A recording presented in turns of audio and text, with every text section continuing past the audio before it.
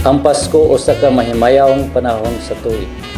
Akong panghinaot o pag-ampo na mataga nato og importansya ang simple nga mga kalipay sa pagsaulog sa pagkatao sa usa ka balaan nga Bethlehem. Malipayong Pasko, mga misa-mismam.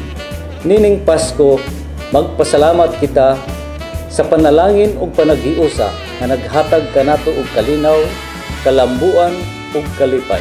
Ang kinabuhi nga gipanday pinaagi sa pagdumala sa atong halandong gobernador Henry S. Swaminal, samtang magkatapok kita uban sa atong mga mahal sa kinabuhi, atong ipadayon ang mga mithi nga matinahuron, matinud-anon, matinabangon ug mahigugmaon aron magpuyo kita nga malipayong komunidad ug magtinabangay alang sa mas hayag nga kugmaon sa Misamis Occidental.